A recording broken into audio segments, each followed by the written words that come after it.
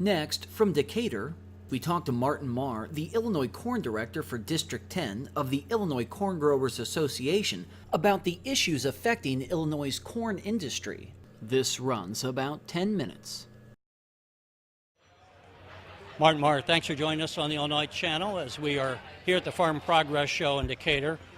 It's a great semi-annual, every other year it's here in Decatur, and it's a great place to showcase any number of farm issues and farm products. And on the subject of the Illinois Corn Growers Association, I would guess that exports is one of the things you deal with. What are some of the issues that are on your plate right now? Well, right now, the nutrient management issue is kind of forefront with everybody right now, especially coming into this fall. Fertilizer decisions have to be made, and everybody's kind of changing their plans to fit the needs today. So we environmentally do the best job that we can as stewards of the land. When you talk about the nutrients issues, what would that involve? Well, there's a number of things going on. First of all, this is a collaborative effort with a lot of organizations throughout the state. I think that's the best way to handle this. You get a lot of good ideas brought in from a wide area of expertise. But some of the things we're looking at as an operation of our own here this year is really scrutinizing all our soil tests and making sure that we're not putting on any more than we have to, putting it on at the right place, using the right 4 R's, the right source, right time, and the right place. And it's just a management decision that we need to make every year, and we need to readdress some of the ways and practices that we're doing. And one of those. Let me see if I can set this up a little bit. Farmers, corn growers, would use a lot of nitrogen on the field. Is that right? Absolutely. And one of the concerns is the runoff. We get the heavy rains, especially in spring when you're fertilizing the field. There's some concern about the runoff going into different water reservoirs. Here in Decatur, it was an issue for a long time.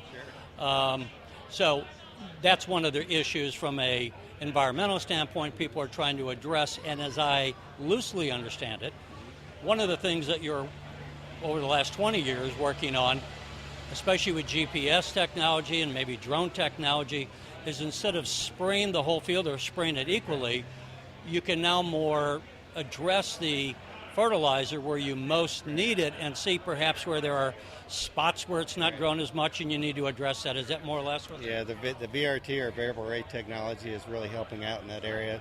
Like I said, not to put on any more than we need to. And there's also a variable rate end that we also use stabilizers now to make sure that we hang on to that nitrogen all the way into the time when the crop most needs it. And it's just another management tool that we have in our toolbox to make sure that we're doing the right thing from an environmental standpoint. If we went back in time to say 1960, there would be an average bushels per acre. How have we improved the productivity of bushels per acre on Illinois soils, say, over the last 50, 60 years? Oh, my Lord. The pace of change and the increase in yields and seed technology alone since that time it's just doubled. It really has. And I don't know where we're headed with yield potential, but it's always going up. The yield trends is proof of that. The yield trend number grows every year. It's on an upward drive. And so it's going to be a lot of bushels that get used up here as we go on.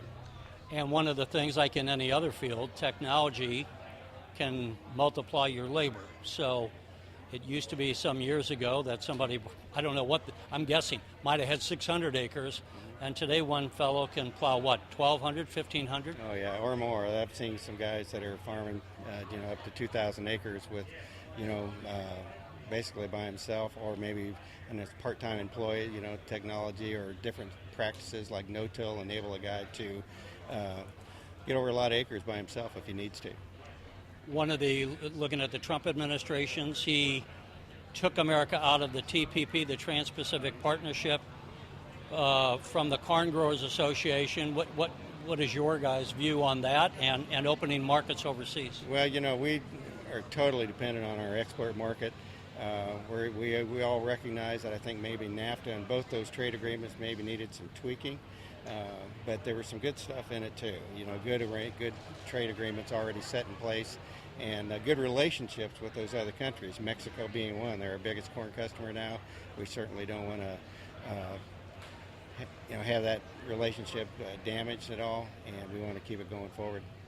How big is Asia? I think, again, I'm speaking from relative ignorance, but over the last 70 years, the Asian diet has changed. It's become more westernized. They're eating more meat. And so therefore, I would think that they're a growing market for corn growers as far as imports. Oh yeah, I think for corn and or soybeans, all the grains, people are wanting to improve their diets in every which way that they can, either through feed grains or through their livestock and the meat that they produce or purchase from us. So it's a big market for us. And before we close out, one of the issues, and it's really across any number of fields, not just farming, but as the baby boomers retire, there's often not enough younger people in that field. I know that for the pipe fitters, they're facing that, but last I heard, the average age of a farmer was about 57, 58 years old. To what extent is that a concern? To what extent is it such a financial hurdle with the price of land, somewhere in the $12,000 to $15,000 an acre? The price of the combines here, you can put $500,000 or so in a combine. That's right. Well, the young people that are coming on back to the farms today, first of all, we do need them. And I've got two sons that are farming with us now, and we're wanting our operation to be stable and grow. But they've got a lot of challenges ahead because it is a very capital-intensive business to be in.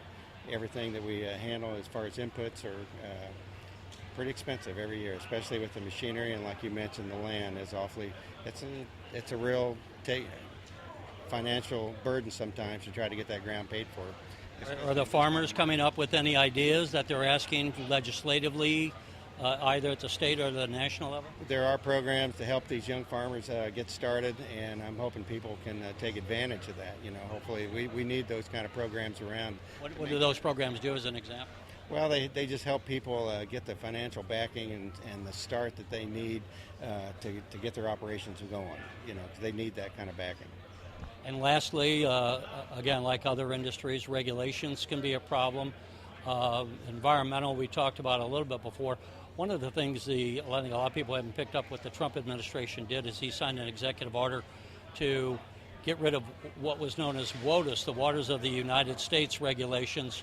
What would that have done to farming, and how is getting rid of that beneficial?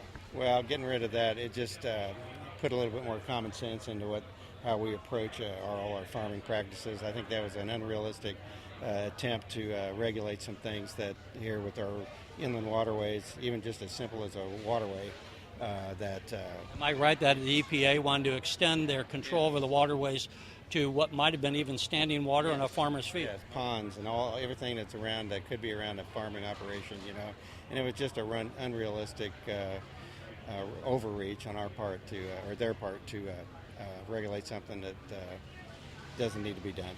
A big deal for farmers to get rid of that? Oh yes, very much so. As you look around here, everyone drools over machinery. Is there anything that gets you excited? I tell you what, the technology into things these days is just amazing what comes to what they bring out here each and every year. But there's also some new paint around here I wouldn't mind getting a hold of, that's for sure. So. Well, Martin Marr, we appreciate you talking with us. Thank you very much. Take care.